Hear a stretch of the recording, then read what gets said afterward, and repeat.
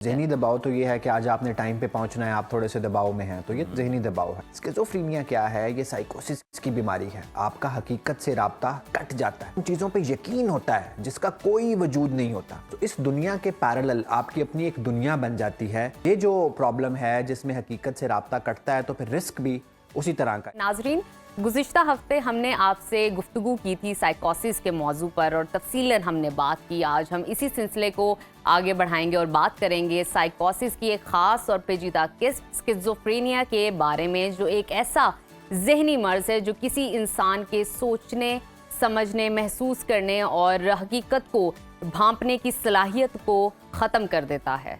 जी हाँ नाजरीन, स्किज़ोफ्रेनिया के मरीजों को ना सिर्फ अक्सर आवाज़ें सुनाई दे रही होती हैं, बल्कि ऐसी चीज़ें भी नज़र आ रही होती हैं जो कि हकीकत में उनका कोई वजूद नहीं होता, मौजूद नहीं होती वो। तो स्किज़ोफ्रेनिया के मरीज़ दूसरों से कटकर तन्हाई का शिकार हो जाते हैं, ज़्यादा आइसोलेट रहते हैं।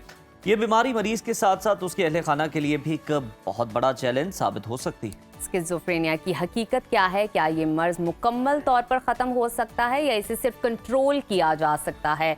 स्किज़ोफ्रेनिया का मरीज़ अपनी ज़िंदगी मामूल के मुताबिक गुजार सकता है या सिर्फ ट्रीटमेंट ही इसको थोड़ा सा ठीक कर सकती है? इसी तमाम सवालात पे बात करने के लिए, जवाबात जानने के लिए इस वक्त हमारे साथ मौजूद है मारूफ psychiatrist doctor Usama bin Zubair. Welcome to सुनो पाकिस्तान। डॉक्टर साहब, चाहूँगी रोशनी डालिए, हमें ज़रा सादा ज़ुबान में बताइए कि स्किज़ोफ्रेनिया है क्या और ये आम जहनी दबाव है या ये दूसरी नफ्सियाती अमराज से मुख्तलिफ है? जी, thank you so much for having me on the show. एक तो देख लें कि ज़हनी दबाव तो कोई बीमारी है ही नहीं। ज़हनी दबाव तो ये है कि आज आपने टाइम पे पहुंचना है, आप थोड़े से दबाव में हैं, तो ये ज़हनी दबाव है। स्किज़ोफ्रेनिया क्या है? ये साइकोसिस की बीमारी है। आपका हकीकत से राब्ता कट जाता है। आपको कानों में वो आवाज़ें आती हैं जो बाकियों को नहीं आती हैं, जिनको हम हेलुसिनेशंस कहते हैं। आपको उन चीज़ों पे यकीन होता है जिसका कोई वजूद नहीं होता। तो इस दुनिया के पैरेलल आपकी अपनी एक दुनिया बन जाती है, जिसको स्किज़ोफ्रेनिया कहते हैं। साइकोसिस स्किज़ोफ्रेनिया की एक अलामत है, उसकी और भी अलामात होती हैं जो हेलुसिनेशंस और डेल्यूजन्स के अलावा भी। अच्छा डॉक्टर साहब, ये बताइएगा कि स्किज़ोफ्रेनिया का मर्ज़ आमतौर पर किस उम्र में ज़ाहिर होना शुरू हो जाता है और इसकी इब्तदाई अलामात क्या होती? देखिए, ये किसी भी उम्र में ज़ाहिर हो जाता है, लेकिन मोस्टली 18 से 35 साल की उम्र में ज़ाहिर होता है। पहले वो दुनिया हल्की हल्की बनना शुरू होती है। मरीज़ थोड़ा सा खौफज़दा होगा, थोड़ा सा बेचैन होगा, थोड़ी थोड़ी अजीब बातें करेगा, लोगों से कटना शुरू हो जाएगा, अपना ख्याल रखना छोड़ देगा। उसको हम कहते हैं, जो बीमारी पक रही होती है, ब्रूइंग फेज़ होता है। जब वो मुकम्मल पक जाती है तो फिर आपको यूँ लगता है कि कोई और आपको कंट्रोल कर रहा है। अभी मेरे पास एक पेशेंट दाखिल है मेरे हॉस्पिटल में, तो चलता नहीं है। वो कहता है वो मुझे चलने से रोकते हैं, मेरी टांगें पकड़ लेते हैं। सोमैटिक हेलुसिनेशंस, आपको लगता है कि किसी ने आपको जकड़ लिया है। तो ये पूरा स्पेक्ट्रम है, हल्की सी बेचैनी स्टार्ट पे से लेकर मुकम्मल आप साइकोसिस की कैफियत में चले जाते हैं और इस दुनिया के पैरेलल एक और दुनिया में रहना शुरू कर देते हैं। डॉक्टर साहब, ये स्किज़ोफ्रेनिया जेनेटिकली मुंतकिल होता है दूसरी बॉडी के अंदर? एक तो ये बताइएगा। दूसरा ये कि क्या ये किसी ट्रॉमे का शिकार की वजह से होता है या ये खुद ही से कुछ ना कुछ आप दिमाग में प्लाव बनाते रहते हो और फिर उस चीज़ की असल शक्ल सामने आ जाती है, जैसे कि अभी आपने बताया? देखें, प्लाव तो किचन में बनता है, दिमाग में नहीं बनता। और अच्छा। ये इसकी बहुत लेकिन कुछ लोग बनाने लग जाते हैं ना, वो बीमारी का हिस्सा होता है। अच्छा। तो इसकी बड़ी स्ट्रॉन्ग जेनेटिक वल्नरेबिलिटी है। ख्यालात का जो प्लाव बनता है बेसिकली, ये वही है। बेसिकली यही तो स्किज़ोफ्रेनिया है ना, कि ख्यालात का ऐसा पुलाव बनता है कि वो आपको किसी और दुनिया में ले जाता है। अगर वो इसी दुनिया में रखे और उस पुलाव को आप वाकई खा सकें और उससे फ़ायदा ले सकें, तो फिर वो बीमारी नहीं है। बीमारी यही है कि यहाँ से हट के वो पुलाव आपको ख्यालात का कहीं और ले जाए। तो इसकी बड़ी स्ट्रॉन्ग जेनेटिक वल्नरेबिलिटी है। और जब जीन और ट्रॉमा मिलता है, बहुत सी दफ़ा जीन एक्सप्रेस नहीं होता। जब जीन और एनवायरनमेंट मिलते हैं तो फिर बीमारी बाहर आती है। तो ये वो बीमारी है जिसमें अगर ख़ानदान में किसी में भी है तो हम बताते हैं कि बराए मेहरबानी ख़ानदान में शादियां बंद करें, अपने जीन पूल को फैलाएं ताकि ये बीमारी का जीन मुर्दा हो। डॉक्टर साहब, कुछ लोग कहते हैं कि स्किज़ोफ्रेनिया के मरीज़ ख़तरनाक हो सकते हैं, इस बात में कितनी हकीकत है?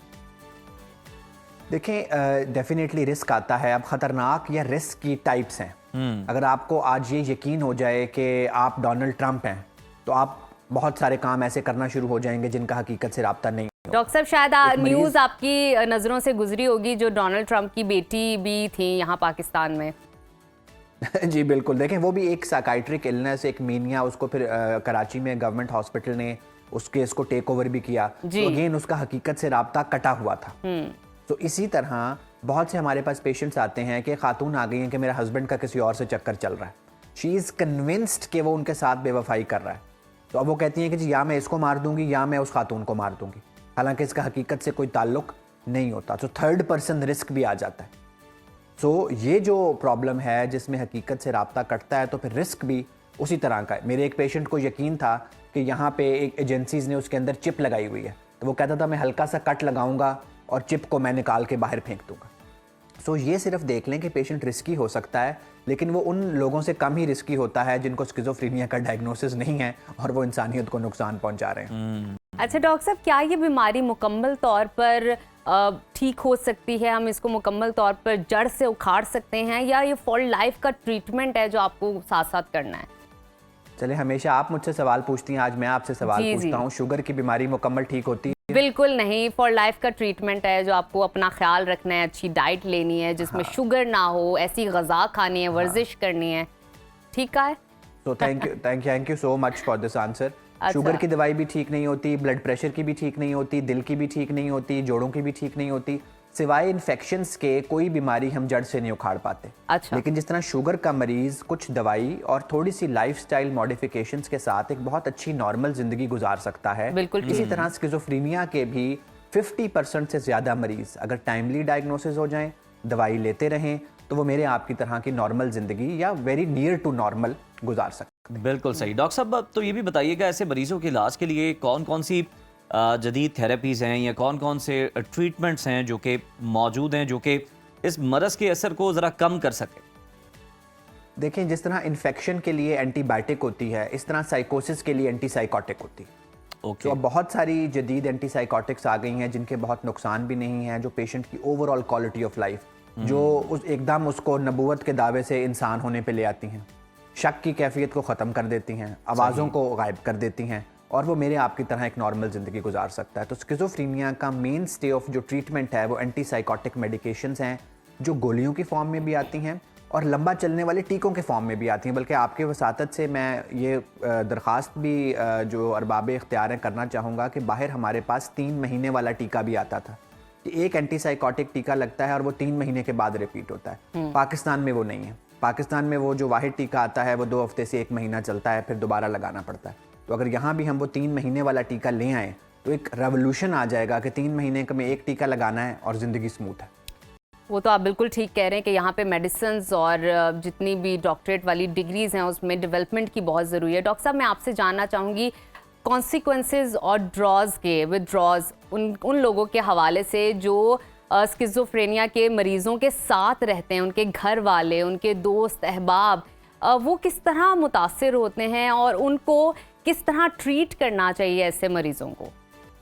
अच्छा, ये सबसे अहम सवाल है आज का कि दवाइयाँ काम ही नहीं करती अगर घर वाले ताउन नहीं करेंगे। अच्छा, वो जेनेटिक वल्नरेबिलिटी घर वालों में भी होती है, वो मरीज़ होने की लाइन उन्होंने क्रॉस नहीं की होती, लेकिन वो बहुत जज्बाती होते हैं। फिर मरीज़ का राब्ता हकीकत से कटा होता है, वो उसको बातों से कन्विंस करने की कोशिश करते हैं, ऐसा नहीं है, तुम्हें आवाज़ें नहीं आ रही, तो वो साइकोसिस का सर्कल और बढ़ता है।